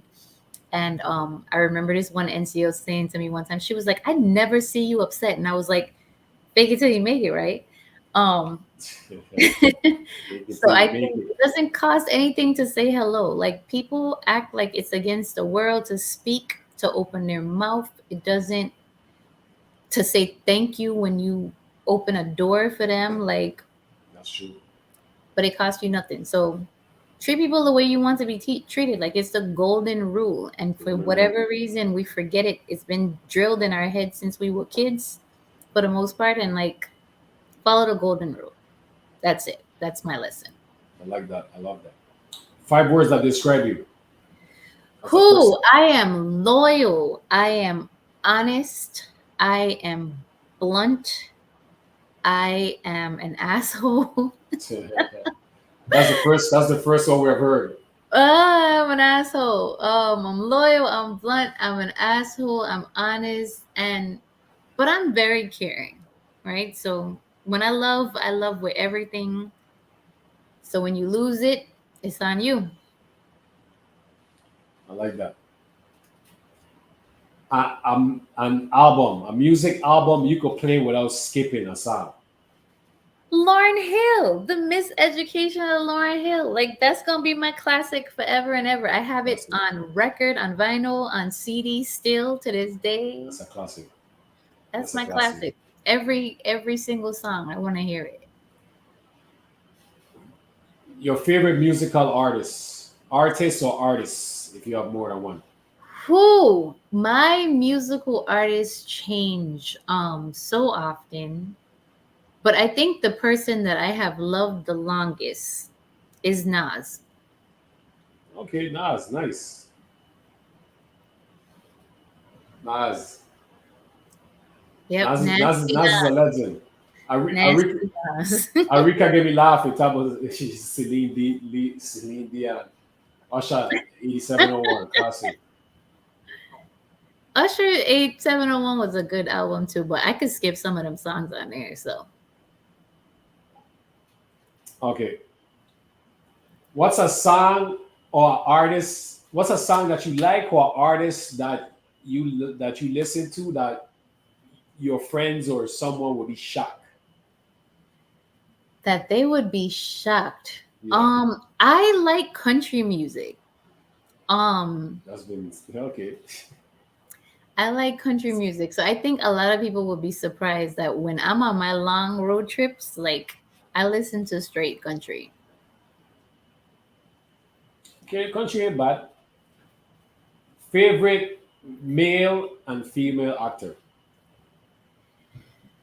So my female actor is always gonna be my favorite. I don't care what nobody have to Country say music. about her. Fight me is Jada Pinkett. Um, fight me. I'm gonna Fight fight me. over Jada. Country music And hits.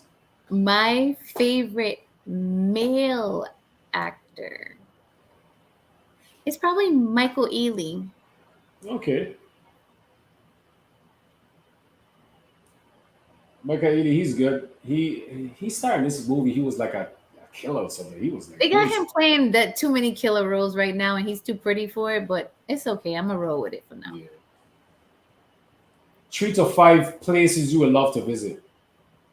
Oh, that's easy. So I want to go to the Maldives. I want to go to Greece. I want to go. Um, I have to do Machu Picchu. I want to do the hike before I'm too old and I can't do it anymore. So I have to go to Peru. I want to go to Panama because essentially that's where my roots are from. My mom's father is from Panama. And I've never been, so I would really like to see where I come from. Nice. Um, I think that's it. Yeah. Oh, Egypt. I gotta go to Egypt. I gotta see a pyramid, Good, like a good, real good pyramid. choice. Yeah, I want to see the pyramids too. That's one place I want to go. I want to go to Egypt. 5 dinner guests, dead or alive. You including five, dead or alive, at a dinner table, having conversations, Who? drinking, So eating Korean food. eating Korean food. Yeah. I want to meet K Michelle. I want her to be a dinner guest. Okay. I feel like she's gone through a lot, and me and her would have a lot to talk about. Um, Tupac. Some We talk have about we have to. He has to be at dinner. I just feel like it won't be live without him. facts. Um, I have to have Nasty Nas. He gotta come to dinner. I Okay. would really like to have dinner with J. Cole. I feel like he should be there. And Dave East. Okay. A A lot of bunch of men at music. my table. A bunch of men at my table. We're gonna write music and talk and musicians alone. We don't want nobody else. What you know today, what would you tell a young Candice? Breathe. Wow. Breathe. I think a lot of times we panic Interesting. and we don't think that we're gonna make it through this thing and this thing is too hard and I can't take it anymore and breathe. It's gonna be okay. Interesting. I like that. Last question. Oh Lord. Life. What life means to you? Life means that it's a continuous journey. Because I believe in life after life. I believe that we do come back. So I believe that it's a continuous journey. We're always learning. It's always something new to learn every single day. The minute we turn our minds off and tell ourselves that we've learned it all is the day we should lay down. Nice, nice, nice. That was my. That You was done? you. That I was made it. I made it. I you breathed. made it. That last question is the first time I've asked. I guess that. So that's a new question that you know Oh moving Lord, why you forward. want to Yeah. try that on me? That's what you got to do. That's what I got to do to the guests. So Candice, this was fabulous. This was great. Definitely was fun. So you're This gonna was make me fun. nervous because I don't wonder like what's gonna happen with you, but Nah, it's man. never been a bad sitting yet, so I Nah, guess. it's all about stretching the mind. That's all it is. Stretching the mind, thinking. You know, living. You know, Okay. yeah, that's what the podcast is about. You come on, you speak, you tell your story, and we have good conversation. You know, Okay. so Well, now my story has been told. I need people to go to Instagram and follow Caribbean Cuisine, though, and I also need them to follow 100 Dates in 100 Days so they could continue. Go to YouTube, follow it on Instagram. Mumba is a cool man, very cool man. yeah, yeah. Thank you, Arika. I'll be having Arika on eventually. So not eventually, soon, unless you decide not to. But thank you, Arika. I appreciate it. Yeah, you know. Well, thank you for having me. It's been a wonderful experience. 2 glasses of wine makes me sleepy, so you know I'm going Candice, to bed. thank you very much. I appreciate you taking the time out of your busy schedule, coming on the Elite Podcast, gracing us with your beauty, your experience, your high level of thinking, everything. And congrats to your son once again, making it to regionals, representing the track, Oh, next week is representing the gonna be crazy. family. Yeah, He have to, right? Come from a long line of athletes, so like he gotta do something. yep. All the viewers, everyone who watched live, Arika, Miss Bryson, Pan, Jasan, a lot of the others, anyone that I'm missing. Appreciate you guys tuning in, asking questions, making comments, and everyone that watch on the playback. In the future, appreciate you guys for your time. Much love, everybody. Everybody be safe. Be back Sunday 6:30 with the CBA, Choices Basketball Association. We're gonna have the panel. Everyone that represents CBA, and also we'll be live 100 dates in 100 days, 11 o'clock a.m. Sunday as well too. So definitely tune in, definitely follow. Definitely hit up Candice social medias. Facebook, Instagram. Caribbean Cuisine 340. 100 dates in 100 days as well too. So definitely follow on Instagram as well. And Facebook. Much love, everybody. Be safe. Good night.